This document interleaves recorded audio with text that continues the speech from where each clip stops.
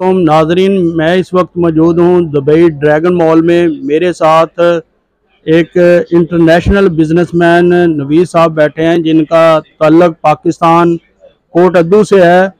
माशाल्लाह यहाँ पे आके इन्होंने बिजनेस किया है, तो इनकी एक कामयाब स्टोरी है। कामयाब स्टोरी के पीछे कितनी स्ट्रगल है, कौन सा फार्मूला अपनाया है, नवीद साहब से आपकी मुलाकात करवाएंगे, आपकी बात करवाएंगे और पूछेंगे कि कितना आपको स्ट्रगल करना पड़ा और कैसे यहाँ तक पहुँचे हैं। ड्रैगन मॉल दुनिया का सबसे बड़ा मॉल है। यहाँ पे चाइनीज लोग आते हैं, पूरी दुनिया से टूरिज्म आता है, टूरिस्ट आता है, तो कैसे डील करते हैं इनसे बात करेंगे और इनकी स्टोरी को जानने की कोशिश करेंगे। अस्सलाम वालेकुम। वालेकुम सलाम भट्टी साहब, पहले तो मैं बहुत शुक्रगुजार हूँ आपका कि आप मेरे पास आए। थैंक यू सो मच उसके लिए। अल्लाह आपको सलामत रखे, हमारी दुआएं आपके साथ हैं। नवीद भाई, ये बताएं कि ये जो सफ़र है कामयाबी का, कैसे यहाँ तक पहुँचे, कितनी स्ट्रगल करनी पड़ी, पाकिस्तान से कैसे निकले और दुबई में आके कैसे अपना लोहा मनवाया, सारी कहानी अपनी ज़ुबानी खुद ऑडियंस को सुनाएं। भाईजान, स्ट्रगल तो बहुत की है। अब मैं आप सुनाने बैठूं तो लॉन्ग, मतलब बहुत लंबी स्टोरी है। पाकिस्तान से जब मैं निकला था तो इवन के मेरे फादर भी मुझे कहते थे कि नवीद, आप किसके पास जाओगे, दुबई में तो कोई आपका जानने वाला नहीं है। बट मैंने सिर्फ अल्लाह तवक्कल किया कि मेरा अल्लाह तो मेरे साथ है। तो मैं उधर से वीज़ा लेके इधर आ गया था। जब एयरपोर्ट पे बैठा था तो सोच रहा था कि किसके घर जाऊं। अब कोई दोस्त, कोई ऐसा रिश्तेदार नहीं था जिसके पास मैंने जाना हो। फिर जिस बंदे ने मुझे वीज़ा दिया था, उसने मुझे वीज़ा स्टैंपिंग के लिए एक बंदा बताया था। मैंने उसको फ़ोन करके उसके पास जाके स्टे किया। फिर उसके बाद ऐसा हुआ कि दूसरे दिन मुझे काम के लिए निकलना था। मैं निकला एक जगह पे, ऐसी जगह गया कि उसने वेल्डिंग का काम था। मेरा जो जो बेसिक मेरा काम था वेल्डिंग का था दुबई में, कि मैं जाके वेल्डिंग करूँगा। तो एक बंदे से मुझे काम मिला, वो लेके गया। तो उसने छपरा बनवाना था, बनवाया मेरे से, और तपती धूप में उसने काम करवाया। तो उसने बताया कि वो मुझे सिर्फ 60 दिरहम देगा per month, sorry per day. तो मैंने देखा कि ये तो बहुत हार्ड वर्क है, 60 दिरहम तो कुछ ज़्यादा नहीं है अमाउंट। मैंने उसको 120 की रिक्वेस्ट की, बट उसने इनकार कर दिया। तो फिर मैंने उससे काम बंद कर दिया। फिर 8-10 दिन फिर रूम पे बैठा रहा, काम सर्चिंग करता रहा कंटिन्यूसली, कहीं नहीं मिला। तो मुझे एक दोस्त ड्रैगन मार्ट लेके आया, इधर लेके आया। तो उसने कहा कि आप इधर जॉब तलाश करो। जब मैं इधर आया तो मुझे तो इंग्लिश नहीं आती थी, जिससे इवन के मैं पानी का गिलास भी किसी से नहीं मांग सकता था। तो मैंने जिससे उर्दू में बात की कि मुझे जॉब चाहिए, वो समझ ही नहीं रहे थे कि क्या कह रहा है। ये चाइनीज़ थे, सब चाइनीज़ थे उस टाइम। अब तो थोड़े मतलब पाकिस्तानी बंगाली मिक्स हो गए हैं, बट जब मैं आया था उस टाइम सब चाइनीज़ थे। तो उन्होंने मुझे साफ इनकार कर दिया। फिर कंटिन्यूसली मैं इधर आता रहा कि कभी तो ऐसा दिन होगा जब अल्लाह मेरी सुनेगा। तो मुझे किसी ने मशवरा दिया, एक पिकअप वाले ने, कि आप ना इधर कैरीमैन की जॉब कीजिए। मैंने कैरीमैन की जॉब स्टार्ट की थी। 2 महीने मैंने कैरीमैन की जॉब की। लेकिन मैं जो कैरीमैन की जॉब है इधर, वो एक आपको पता है रिस्पेक्टेबल तो नहीं है। इवन के इट्स इलीगल। क्या आप, आपका जहाँ का वीज़ा है, आप only that place you can work. ऐसा नहीं है कि आपका वीज़ा लिया है आप कहीं भी काम कर सकते हो। तो मुझे पता चला है it's not legal that what I am doing. मैंने क्या किया, मैंने एक शॉप पे अप्लाई किया। बिकॉज 2 मंथ मैंने जब कैरीमैन जॉब की तो मुझे अच्छी खासी इंग्लिश आ गई। मैंने एक बुक लेके उस पर थोड़ा रट्टे लगाना शुरू कर दिए थे। तो 1-2 महीने में मुझे काफ़ी कुछ आ गया था, मैं किसी को रिप्लाई कर सकता था। अच्छा नवीद भाई, सॉरी मैंने आपकी बात काटी। आप पाकिस्तान में कितने तालीम याफ्ता हैं और यहाँ पर आके कौन कौन सी लैंग्वेज आपने सीखी और कौन कौन सी लैंग्वेज में आप बात कर लेते हैं, ये भी ज़रा उन लोगों को बताएं जो काम से जो दिल चुराते हैं, काम मेहनत से नहीं करते और भागते हैं। उन लोगों के लिए एक मैसेज दें और सारी जो आपकी माशाल्लाह एक सक्सेसफुल स्टोरी है वो ज़रा आप बयान करें, देखने वालों को भी, सुनने वालों को भी एक मैसेज भी जाना चाहिए आपकी तरफ से। देखें जी, मैं अगर ऑनेस्टली बताऊं, मेरी वालदा की डेथ हो गई थी बचपन में ही, तो स्कूल तो नहीं जा सके। ओनली 6-7 क्लास गए थे हम, इससे मिडल भी नहीं किया ऑनेस्टली जो बात है। तो फादर जॉब पे चले जाते थे, हम खेलने में दिन गुजार देते थे। बाकी मेहनत जो इंसान करता है वो तो हासिल कुछ भी कर सकता है। माँ बाप की दुआएं होती हैं। मेरी माँ तो नहीं थी, मेरे बाप की तो दुआएं मेरे साथ थी अल्हम्दुलिल्लाह। तो उस नतीजे से मैंने, जैसे आपको बताया कि मैं 1500 से सैलरी मैंने फर्स्ट स्टार्ट की, 2 महीने कैरीमैन जॉब करके। जब मैंने देखा ये लीगल नहीं है, तो मैंने उस जगह पे जाके अप्लाई किया जहाँ ओनली 1500 सैलरी मुझे मिली। उसमें मेरा अकोमोडेशन भी नहीं था, खाना पीना भी खुद का था, सब कुछ खुद से था, बस 1500 सैलरी थी। But that was a legal job. मैंने उधर से वीज़ा अपना चेंज किया, उधर से स्टेप लेके आगे तक चलाऊं, और फिर मुझे एक अच्छी कंपनी मिली जहां से मुझे 15,000 प्लस कमीशन मिला पर मंथ।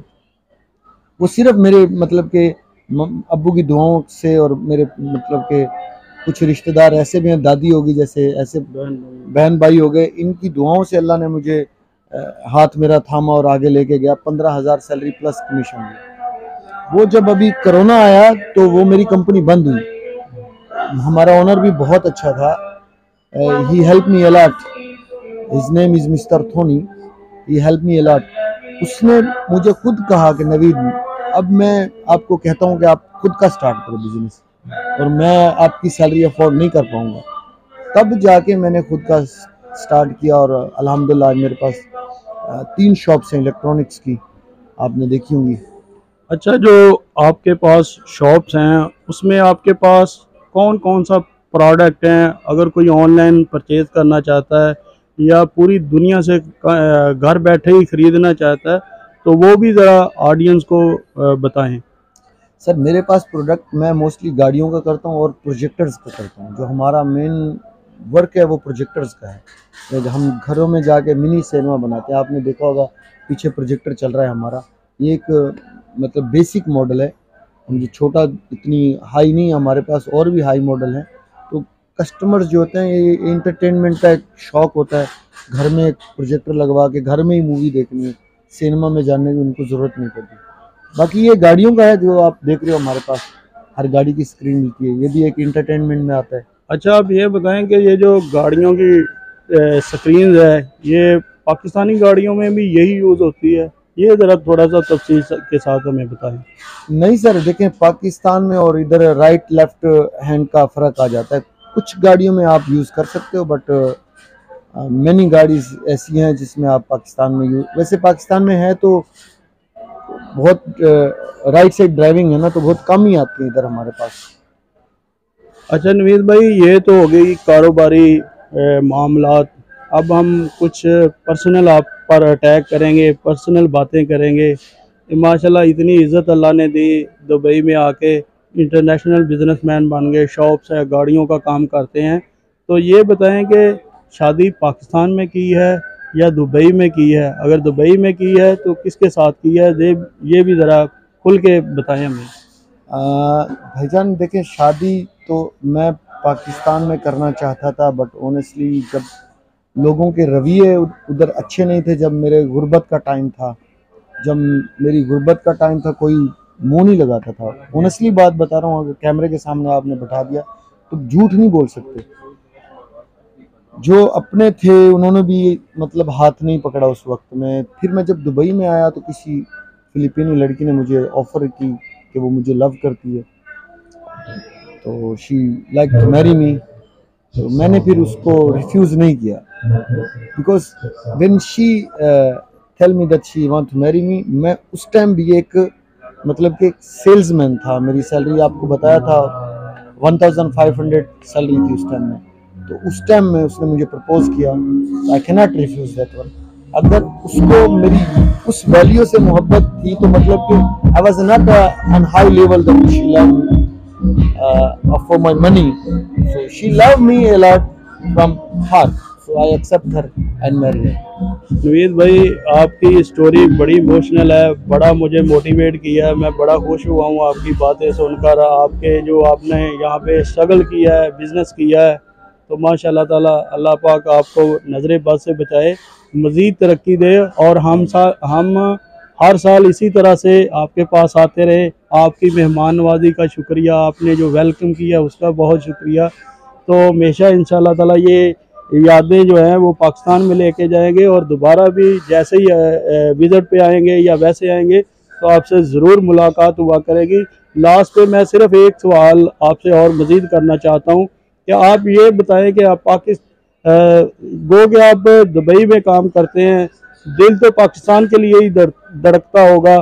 तो पाकिस्तान के अब हालात किस तरह के हैं? पाकिस्तान क्राइसिस में बुरी तरह से फंसा हुआ है। क्या आप एक बिजनेसमैन होने के नाते कोई मशवरा देना चाहेंगे पाकिस्तान के लिए, या पाकिस्तान की यूथ के लिए मशवरा देना चाहेंगे कि वो दुबई में आए या किसी भी कंट्री में जाए, कैसे काम करे? ये 2-3 सवाल मेरे इकट्ठे ही हो गए, इनका आप मुझे काइंडली जवाब दे दें। देखें, जहाँ तक है पाकिस्तान जिस सिचुएशन में चल रहा है उसके लिए तो हम दुआ ही कर सकते हैं। बाकी रही बात जो बाहर काम करने वालों की है, लोग आते हैं इधर, कुछ लोग मेहनत करते हैं, कुछ लोग वापस चले जाते हैं। जो लोग वापस चले जाते हैं उनको एहसास नहीं होता कि हमारे माँ बाप ने जो पैसे लगाए वो कहाँ से ढूंढ के लगाए, किससे उधार लेके हमें दिया। मेरे साथ ये हुआ, मेरे बाप ने 100,000 किसी से उधार लेके मुझे भेजा था। तो जब मैं वापस जाने का ख्याल दिमाग में लाता था तो मुझे वो आता था कि यार तुम्हारे अब्बू ने 100,000 किसी और से लेके दिया और बाकी जो उसकी जमा पूंजी थी ऑल गिव मी। तो मैं अब वापस जाऊंगा तो मतलब कैसे अपने अब्बू को फेस करूंगा कि उसने इतना कुछ मेरे लिए किया। जब भी कोई बाहर आए तो वो अपने लिए ना सोचे, वो अपने फैमिली के लिए सोचे। और आप जिस कंट्री में जाते हो बी स्ट्रेट, आप वर्क करो ऐसा कोई उधर की जो जिस कंट्री में आप गए हो उधर से आपको कोई मतलब इलीगल काम नहीं करना चाहिए। मतलब कहने का ये लीगल काम ही करो जो भी करना, तो आप लॉन्ग स्टे कर सकते हो। इधर मुझे भी बहुत सारे मशवरे मिले कि आप ये काम कर लो वो कर लो, but even it was very less salary 1,500। I choose that one because it's straight job, not illegal job. नाजरीन, आपने नवीद भाई की बातें सुनी। माशाल्लाह फ्लुएंटली इंग्लिश स्पीक कर रहे हैं, अरेबिक स्पीक हैं माशाल्लाह से। जैसे मैं इधर देख रहा हूँ, कोई अरेबिक आता है तो उनसे अरेबिक के साथ बात करते हैं, कोई गोरा आता है तो उनके साथ इंग्लिश में बात करते हैं। मतलब माशाल्लाह से थोड़ा सा पढ़ा होने के बावजूद भी इतना कुछ आ रहा है इनको। मतलब पाकिस्तान में इतने पढ़े लिखे नहीं हैं, लेकिन हालात ने इनको सब कुछ सिखा दिया। हालात ने इनको जितनी भी लैंग्वेज है दुबई में चलती हैं वो सारी सिखा दी हैं। तो मैं एक बार फिर नवीद भाई का बहुत शुक्रिया अदा करना चाहता हूँ कि मुझे वेलकम किया, मुझे मेरी मेहमान नवाजी की। तो बहुत बहुत शुक्रिया नवीद भाई, थैंक यू सो मच। अल्लाह हाफिज़। अल्लाह ब्लेस यू सर। हमारी भी आपके साथ दुआएं, अल्लाह आपको सलामत रखे, खुश रहें सर। कभी भी आप दुबई में विजिट करें, most welcome. Thank you brother, thank you ji, thank you.